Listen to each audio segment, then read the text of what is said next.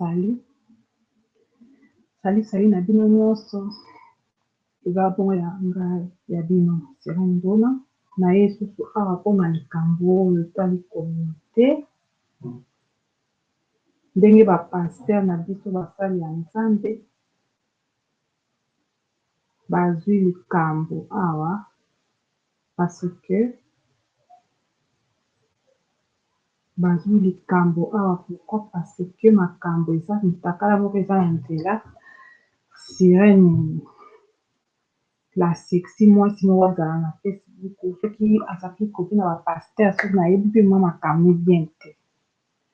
donc aza na mitakala bavideo ya bapaster bafoto nyonso alingi atia yango na YouTube atia yango na Facebook to baka alingi atia yango bref na réseaux sociaux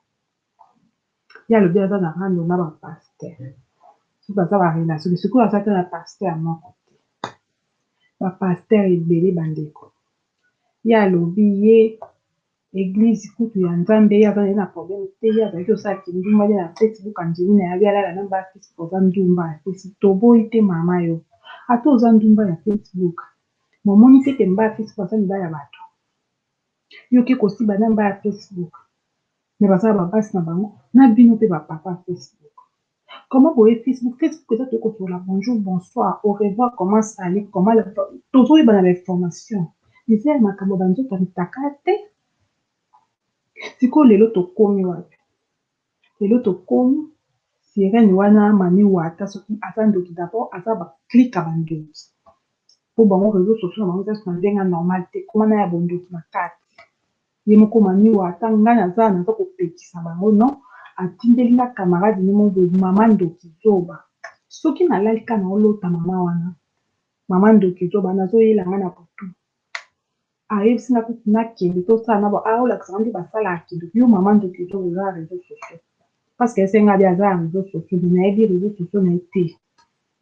mpe sika na boyi koza nde bayebana na ye donc franchement makambo eza réseaux sociaux bofandela bandoki bakomi nga nayebi te awa soki naloba mpe nini nayebi te soki naloba ndenge nini na bino moko bozo koyoka ndenge awa eza moye eza te moye eza te basali ya Nzambe boza bato oyo Nzambe tozomona Nzambe à travers bino boza kosalisa biso na losambo normalement Sirène la sexy wana biso toza bato oyo ndeti ngai nalingaki na consulter bapaster po bapaster basambela batika clique na bango ya bandoki sikoyo bino moko bapaster boke kokwea na ligomba na bango tu ya bandoki baséduire bino baza ya miso ya mami wata la Sirène la sexy la photo eza ebele bavideo eza ebele na olakisa bino prochainement mpona nabongisa yango mpenza parce que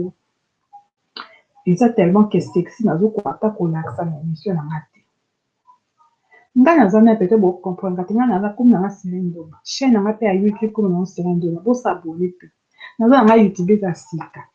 na ye a napesala nanga bénéfice ya mabala ya kokonseye bapapa ya kokonseye bamama nde eloko nga nasalaka eloko mosusu nasala ezala te ya malamu kaka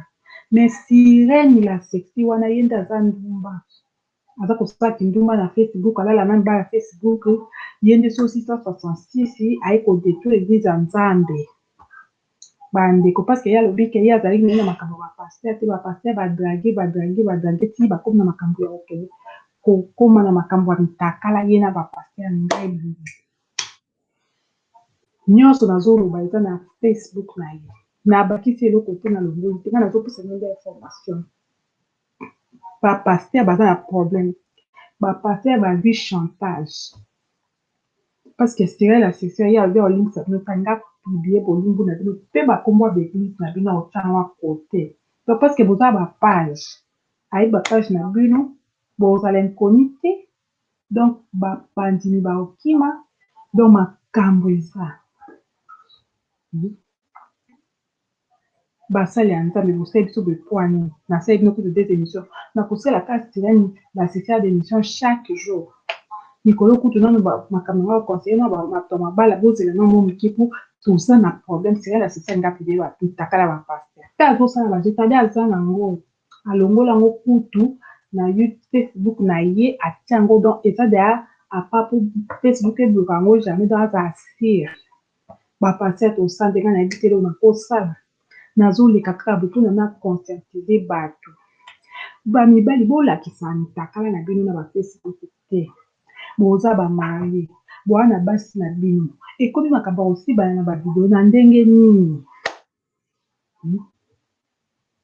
tikala tesa bi aza avanda ovanda ye na ndako moko pase ko yoka pasa abi pasa batala yo yoka na bokende toilette kota kuna ngana abiti baotite na batoilette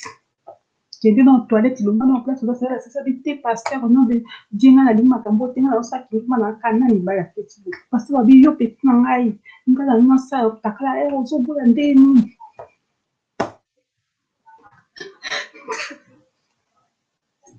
yana koseka naza koseka bokanisi eza makambo ya koseka eza makambo ya koseka te sirela sesi ya bomi mboka en tout cas badeo nayebi te basala nini pozela to pasela na moni nalembi lelo nasaleli l'émission na nde na sisa na ngai toza koluka video nde kutu nano nde nazozwa nano nde te video nde kutu nano nde nazwi te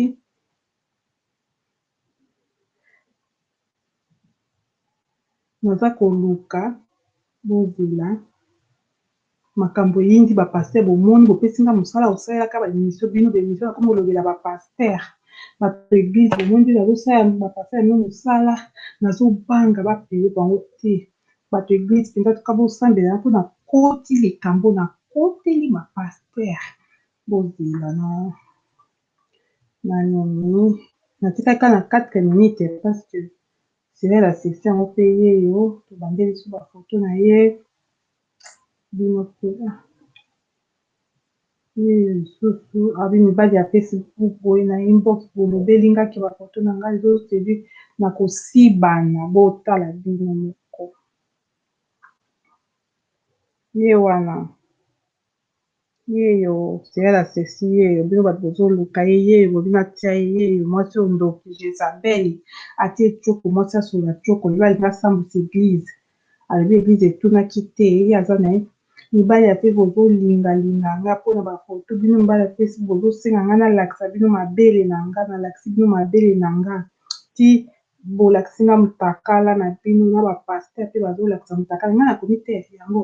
po bomonake makambo botala bino moko bandeko oyo nini botala nivo oyo mpo nalakisa bino moko eza Facebook mpo bomonake bino moko makambo azokoloba yango oyo nayebi te nini yango mpe ezokende mopanzi tro ye bomoni tala mabele ndenge atandi kindumba boye nzombe yango oyo bapublikation yango mpo bomonake nga nazotanga na nga kaka ndenge yango oyo ye wana ndenge abimba ya Facebook ndenge balakisi mabele na ye te sokosoma yango oyo foto nizenga kumba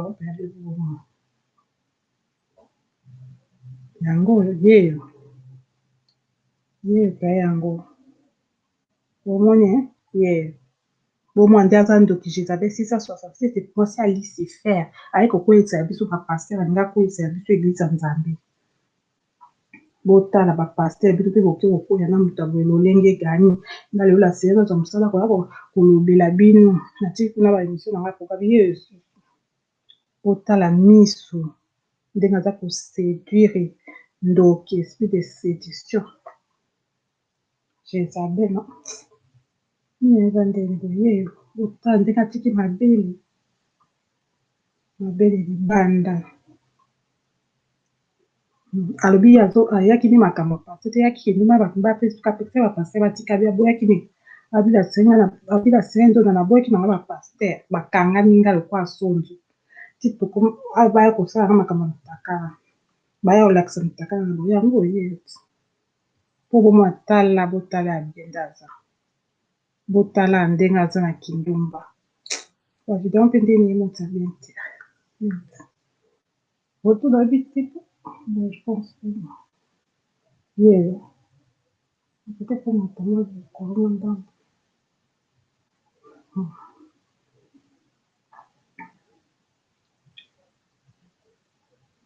Donc omoni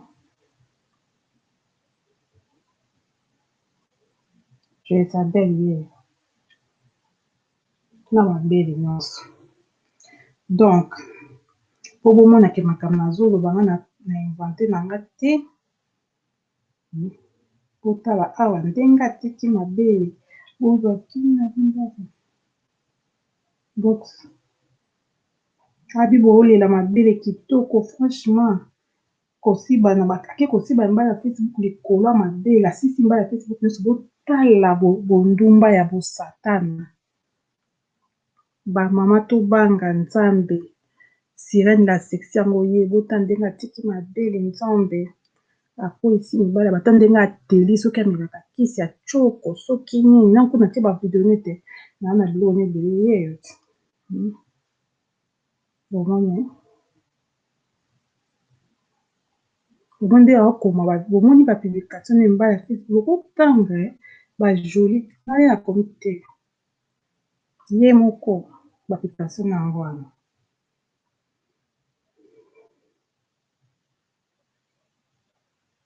Donc apali bapase ya chantage bapase baza na problème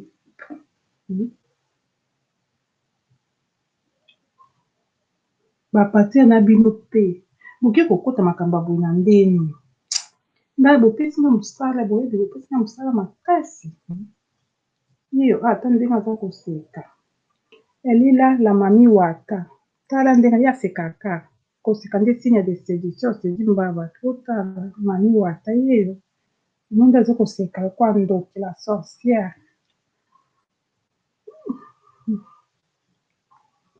ye wana. Je pense que nga asisi na nga live mpona lelo nasuki na awa prochainement tokoya su po totala